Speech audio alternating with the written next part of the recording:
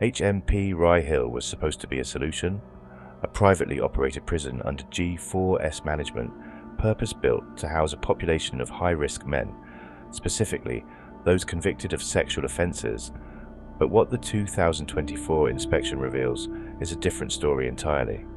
Behind the sterile corporate language and performance dashboards lies a facility cracking under the pressure of its own promise, a place where the right policies are written down, but few are actually followed, where the numbers may be up, but the reality on the wings tells a much darker tale.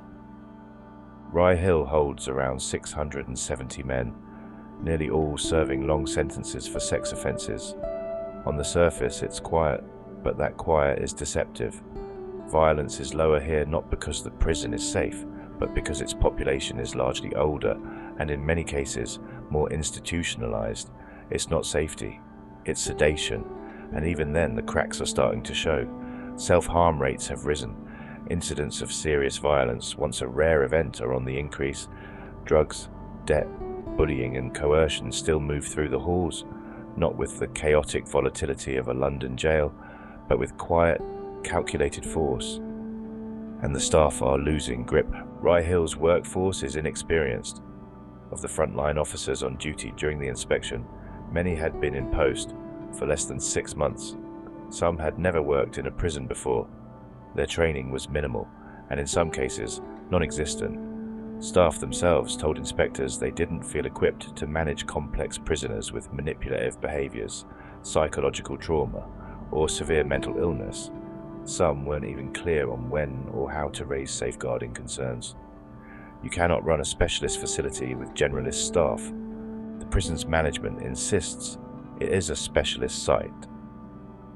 But the truth is, there is no specialist training mandatory for working with men convicted of sexual offences. There is no national framework, no enhanced mental health package, no trauma-informed design. Officers are expected to simply learn on the job, often in silence, with no time, space or supervision to debrief after difficult conversations. The result is a dangerous undercurrent, staff who are quietly traumatized, overwhelmed and unable to build the very relationships that could prevent future harm. Living conditions are passable but sterile. Men are mostly doubled up. Although the cells are small and cramped for 2 people, especially those with mobility issues. The wings feel more like dormitories than prison blocks, but they're filled with tension. Debts build over time, often over canteen, medications, or illicit materials smuggled through visits or corrupt staff. The prison claims to have robust security, but the intelligence function is under-resourced. Basic searches are inconsistent. Mandatory drug testing has collapsed. The MDT rate is effectively meaningless now. Spice and pregabalin still find their way in. A prison that claims to manage risk is turning a blind eye to some of its most corrosive dynamics. Mental health services are minimal. A population like this demands complex long-term psychological support. Most of these men have histories of abuse, addiction, trauma, and compulsive behavior. Instead, what they get is triage. The psychological team is underpowered. The waiting lists are long. ACCTs, used to manage suicide risk, are poorly managed. In one case, a man who had disclosed suicidal thoughts was not placed on any monitoring at all. In another, the paperwork was filled out, but staff admitted they had not read it. This isn't just negligence, it's gambling with human life. Rehabilitation, the supposed heart of Rye Hill's mission, is built around offence-focused programs, but the waiting lists are huge. Some men are not eligible for their treatment programs until they're within a year of release, despite serving 10+ years. Others are too complex or high risk for any of the available courses. That means they sit in limbo. No treatment, no parole progression, no future, just a slow death by system. The offender management unit is under pressure, case notes are inconsistent, risk assessments are outdated, sentence plans are generic. Inspectors found men who hadn't had contact with their assigned OM for months. If you're not screaming for help, you won't get noticed. Work and education are slightly better. There are more jobs than prisoners, which is rare. But some of the jobs are meaningless. Wing cleaners working shifts without supervision. Orderlies without tasks. Education is patchy. English and maths are under-enrolled. IT access is limited. Vocational training is basic. There is almost no provision for older men or those with disabilities. In one case, a man in his 70s asked for cognitive stimulation or enrichment. He was told to read in his cell. Segregation is used carefully, but is still a black hole. The unit itself is drab and isolating. Inspectors noted that some prisoners had spent more than 10 days there without any regime, any time outside, or any meaningful activity. Staff rarely checked in beyond meal rounds. The men were silent, still, and broken. One was found crying in his cell, but no mental health referral had been made. Another was non-verbal and refused food. There's a phrase that echoes through this unit, managing decline. It's used to describe men with dementia, untreated schizophrenia, or institutionalized depression. They're not treated, they're contained. The leadership team presents well on paper. They have data, they have graphs, they have meeting minutes, but the culture is thin. Frontline staff are demoralized. Some have gone off sick, some are actively looking to leave. Many don't feel safe. And this is a prison full of men with long sentences, many of whom will re-enter society. If they leave Rye Hill with untreated trauma, unresolved compulsions, and zero self-awareness, then this place hasn't reduced risk, it has simply stored it. The inspection concludes that Rye Hill is not in immediate crisis, and that's precisely what makes it dangerous. This isn't a fire, it's a slow rot, a prison that looks fine from the outside, but is hollowing out at the core. A prison that does just enough to avoid headlines, but not enough to change lives. Now ask yourself, how long can a prison hold high-risk men without specialist training and not collapse? How many staff will walk out before the system admits it's under-resourced? How many prisoners will be released untreated, unready, and unmonitored? And how long can a private contractor be trusted to run a prison like this before someone demands a reckoning?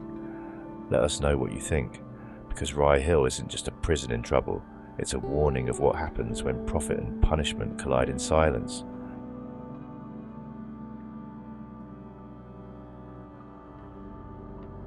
Michael Bailey's death in March 2005 stands as one of the most damning indictments of systemic failure within a British private prison.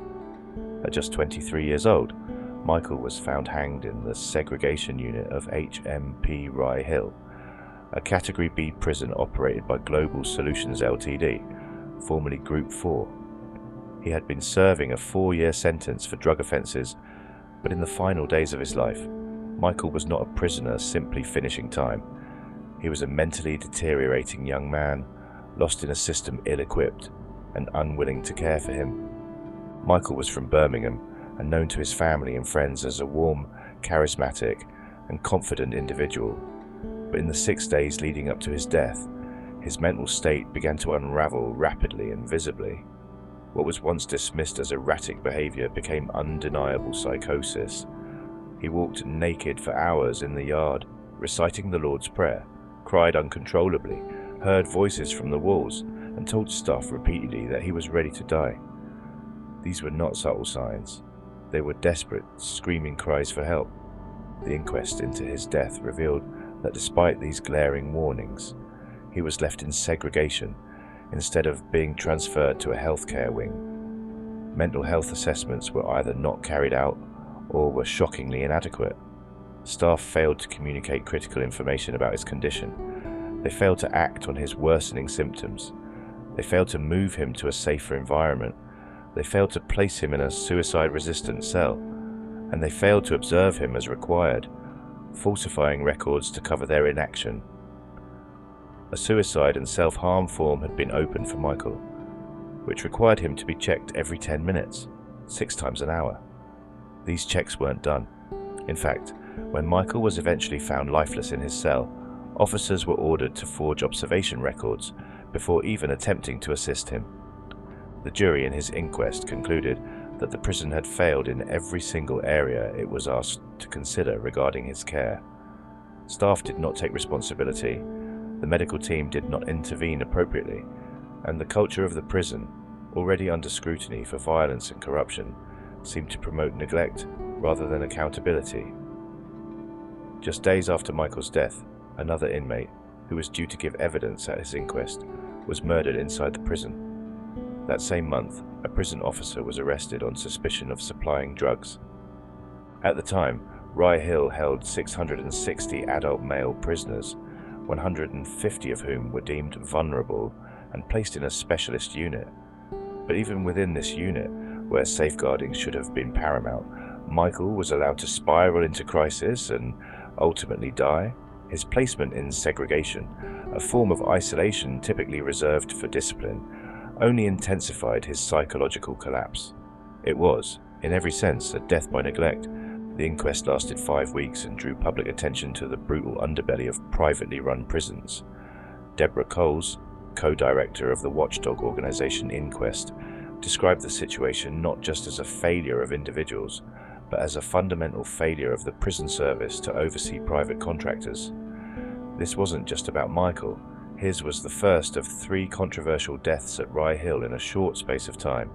Each death added more weight to the argument that private prisons, driven by profit, were failing the most basic human duty: to preserve life. Michael's mother, Caroline Bailey, endured the inquest with grace and pain, listening to harrowing testimony about her son's final days. She heard how staff blamed each other, how records were doctored, how no one intervened. Her son cried out for help, and no one answered. In her own words, if just one of those involved had done their job properly, Michael could still be with us. They each and every one owed Michael a duty of care, and they failed him time and time again. Michael left behind a farewell letter to his family. It was the final voice of a man whose suffering had been ignored, whose life had been written off, and whose death could have been so easily prevented. His story is not unique, but it is unforgettable. It remains a brutal reminder of what happens when systems dehumanize the very people they are meant to protect.